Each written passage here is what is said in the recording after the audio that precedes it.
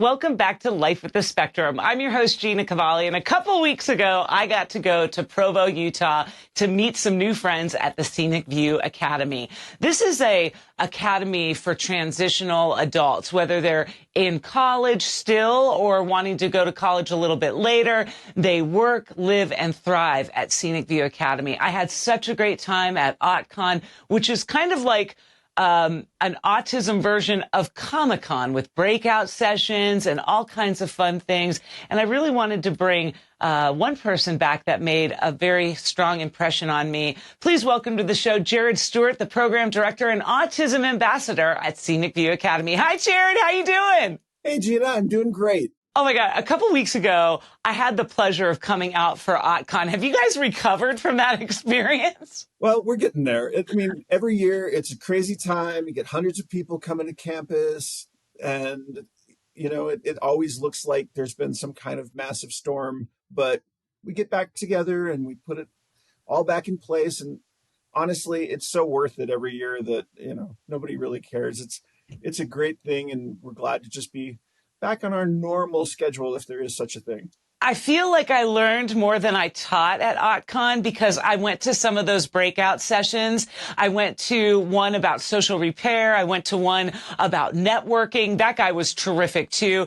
And I missed yours. And so many people wanted me to go to that. I heard you are a terrific speaker, and it goes without saying because you're also a professor too, right? So you're used to giving speeches. Well, yeah, I've been a teacher for over 20 years now, and an adjunct professor, and gone all over the country and done all kinds of presentations. So that's fun stuff. It's too bad you missed my session. Yeah. What do you teach at college? So actually, I've gotten to the point now where I get to teach in the autism studies. So that's really, really helpful. So I either teach college students who are learning about autism for their autism minor, learning about teens and adults, or I teach college students who happen to be on the autism spectrum. I teach a class called Intro to Adult Autism that is just all about, okay, you're autistic and you're on your own and you're an adult in college, now what, right? And it's a fun class. And then I get to teach at ScenicView as well. And so tell us your story, Jared, because you have a pretty interesting one, if I do say so myself. Well, thank you. I think it's interesting, but I lived it. So, that for what it's worth. I grew up on an island in Alaska, Kodiak Island, and I was kind of a weird kid, but everybody's a little weird in Alaska, and there was no one else to play with. So I still had friends and stuff. And you don't want to play with the bears. No, that's not really a good option. So, I was able to make it up through junior high before really, like the DSM says, where, the demands exceed your skill levels. Around about 12 years old, I'd made it through elementary school. I'd never had any problems academically, but socially was an issue. And I just kept feeling further and further behind my peers. And by the time I hit 7th grade, it was just so apparent that there was just something very different about me and where everybody else was at. And it was just making every day a misery. And that switch of going from elementary school, where you have one teacher, one classroom, going now to like having 6 teachers, 6 classrooms, and all these different rules, and having a locker and locker rooms, and people hitting puberty, and guys wanting to talk about girls instead about playing with G.I. Joes, when I thought we'd established that girls all had cooties, And all of a sudden, it was just too much. And I finally, Christmas vacation of my 7th grade year, I was just told my parents, like, I'm not going back to school in January. And if you know autism, we can be just a little bit stubborn when we want to be. Yeah. Just a little. Once we make up our mind, it's like, it is over now. And so my parents, they begged and they pleaded and they bribed and they threatened, and I wasn't going back. Thankfully, living on an island, the state was able to give me correspondence classes, and I did that. And that really could have been the end of my story. But I finally made a call to go back to high school. And I did it because I knew I really needed to go to college if I was going to be able to have any kind of life of my own. And no one in my family had ever gone to college and graduated. And so I was like kind of a pioneer there. But came to college, long story short, muddled my way through college, took me way longer than the average person to do that, and went into teaching because I did like learning. And I really thought that school should be a better place than it had been for me, because school had been very traumatic. I've been bullied a lot. There's just all these issues. So I went into teaching, taught junior high for a year, and realized that's really not for me. I have all the respect in the world for public school teachers, but that was too many people and it was too many demands and too much politics. So I was going into special education, and I had a scholarship for my master's degree to go do that. And I needed a summer job. And my wife said, oh, hey, you know what you ought to try? In college, I managed to get married. Well, that's another story. 27 years into it, too, I understand. I'm still married. Yep, that's the 27 years here, baby. So that I give a lot of grace to my wife. Let's be really honest here. She's not autistic, but she's put up with me for a long time, and it's been wonderful. And she found me this job. She's like, well, you ought to try this ScenicView place that's advertising. They need a tutor. So I said, okay, I'll try that. Went in, got the job, and started working with adults on the autism spectrum, which is what ScenicView specializes in. And I'd never been exposed to so-called high-functioning autism. I had no idea that something called Asperger's syndrome even existed. And next thing I knew, I was doing tutoring with a student who was reading a book called The Oasis Guide to Asperger's Syndrome. And after a few days of tutoring with him and reading through this book, I was just getting into it. I was like, oh my gosh, this book's amazing. And this is like the story of my life right here in this book. And so I self-diagnosed. And then years later, I had a son born, and I could tell within the first year, I'm like, this kid's going to be autistic, and that's going to be wonderful. And it's going to be even better if dad can tell him I have it too. Right. So then I went and got officially diagnosed. And that's been freeing, because it's something that is hard to talk about. And now, I'm old and I'm happy to talk about being autistic, but it's been a change to go from don't tell anyone, mask and hide all your symptoms, really try to be, just like all the neurotypicals, to now being like, you can have a happy medium where you're a tourist in a neurotypical world, and you're able to come in and learn a little of the language and learn a little of the culture and have a great time with the neurotypicals, but also realize that it's okay that you're not a neurotypical and that you don't have to mask all the time and you can be yourself. And so that hopefully is not too long for you, but no, that's my story. And now I get to be an autism advocate in so many different capacities, and also help design programming and run a school for adults on the spectrum. It's great. With me today, Jared Stewart. He's one of the program directors and an autism ambassador at ScenicView Academy out in Provo, Utah. When we get back, we're going to talk about something that a lot of people are talking about, and that word is labels. Stay with me. Don's Tree Service is awesome. Love Don's Tree Service. They've come out for a giant oak tree removal, another for some debris removal. One thing I really appreciated about Don's Tree Service, they come, they take those trees down, and they take everything away. For a free estimate, call Don's Tree Service, 770-413-TREE, or find them online at donstree.com. Welcome back to Life with the Spectrum. I'm your host, Gina Cavalli. With me today, Jared Stewart. You are a program director, an autism ambassador, and huge advocate at ScenicView Academy and in Utah. Jared, a lot of the young adults and kids that I work with talk to me about labels. And I thought, because you're, a professor and you're working with that intro to autism and adulting there at ScenicView, what kinds of things are you getting from adults there, and what kind of labels are acceptable today? What kind of labels are not acceptable today? I know I learned something huge. Recently pronouns have been really, really focused on in the world, right? And more specifically with our autistic adults. They really go by pronouns, and they don't appreciate when you call them anything but what they want to be referred to as. Yeah, that's a great question, Gina. And I also get to teach a class at ScenicView Academy that's even more specifically about labels. It's called Life is Not a Label.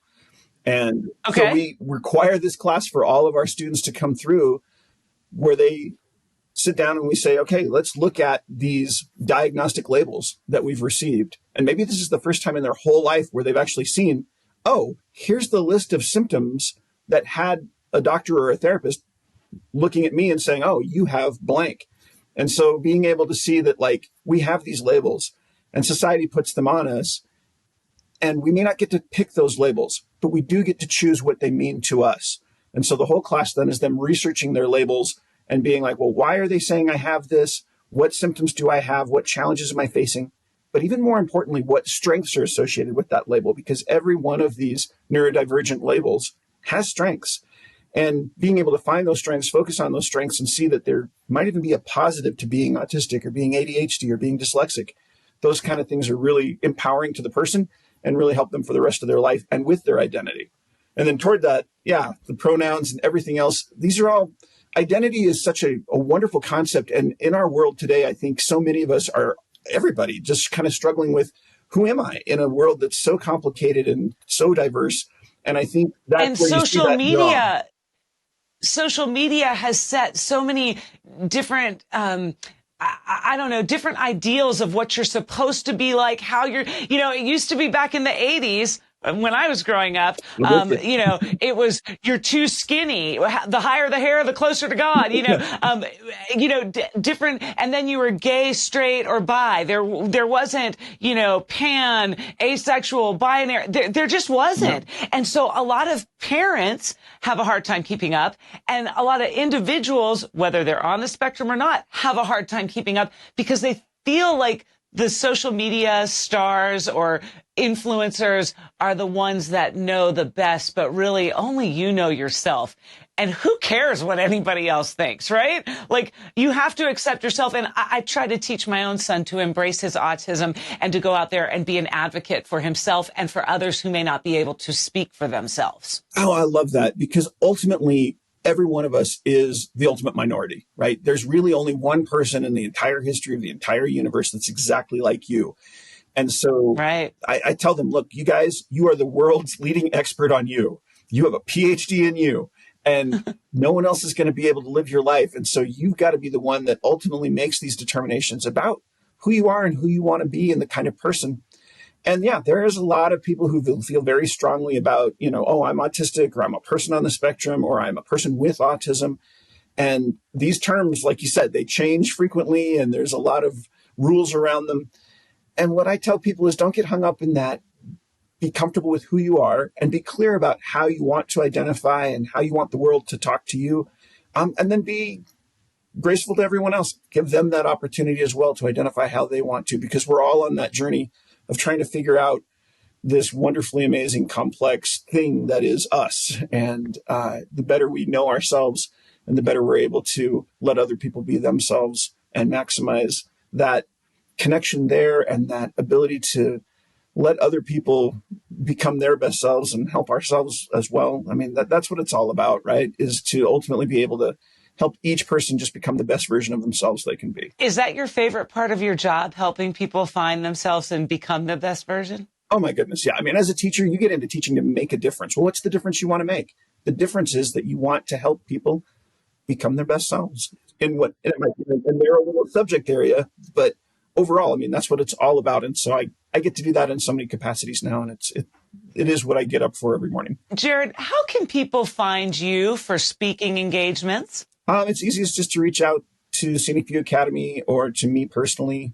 I'll make sure Gina has my contact information, but that's the easiest. And then if there's time in the schedule, I'm happy to come do something virtual or in person. Yeah, I think you're great. I really do hate the fact that I missed your session. I had so many people coming up to me going, "Are you going? Are you going?" And I go, "No, I'm here trying to register people for Table Talk." and they were like, "You're missing out." I heard people had a great time at Table Talk, and I knew people who were like, "I can come to your session for 30 minutes, but then I've got to get to Table Talk." And they were like, "I'm so torn."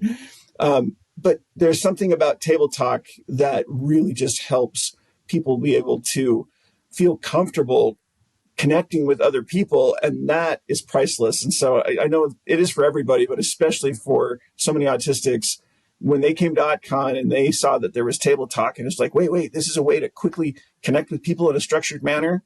They were just like, sign me up. All over it. Sign me up. What I like, what some of the feedback was there on site, one girl was telling me, I got to, I know this person, like he's one of my best friends here at the Academy, but I didn't know this about him. And so they got to, for the people who already knew each other, they got to dive a little deeper into their friendship and questions. And for people who didn't know anything about one another, they really had an opportunity to go, oh my gosh, like we have so much in common. We should hang. So it was really great to bring Table Talk there. And now you guys get to hold Table Talks whenever, how often, however you want, right there in Utah. And you're going to make a difference. You watch slowly but surely. It's going to grow. It's going to just become this beast, Jared. Like if you're in Atlanta. Bring on the beast, Gina. Bring it on. We're excited because, being able to offer periodic stuff like this, again, this is the difference you want to make in the world. You don't want people to just have knowledge or even just have skills. You want them to have connections and to feel that they have a place and that they've got a family and they've got their people. They don't just have a job and a place to live, but people to hang out with on a Friday night. That's what they want.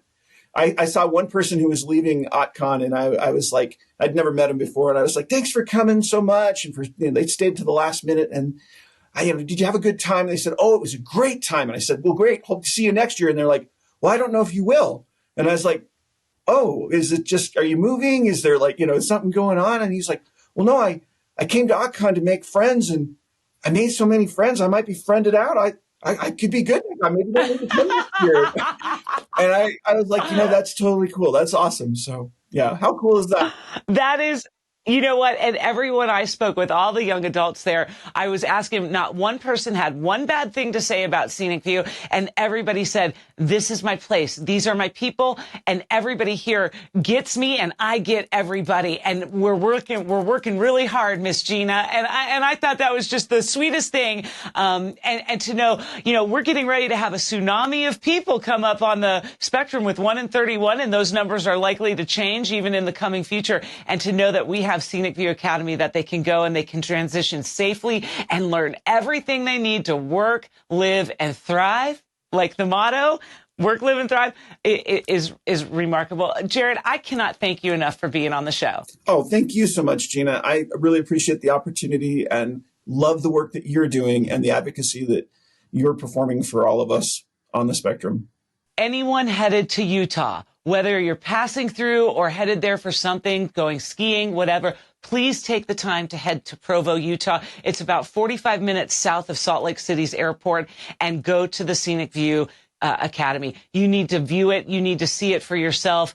It's just unbelievable. It opened my eyes. We need scenic views all over the country. They got it. They got this right. They're helping folks transition from residential buildings right there on site to residential apartment living right there on site, to then you graduate and you live off site in an apartment building. You go through cleaning checks. You go through all different kinds of things to make sure that your adult is going to transition just fine and be able to hold a budget, a job, work, live, play, all right there wherever they live. Scenic View Academy can help. So, and of course, I want to see Jared speak. So I'm going to have to find out. Hopefully we can bring the Autism Symposium to Atlanta in 2026. And I guarantee he'll speak there. So I'll keep you posted on that, though. That's going to be one of my main jobs here, is to try to help that symposium get to Atlanta in 2026. They've never been on the East Coast. So I got my work cut out in front of me.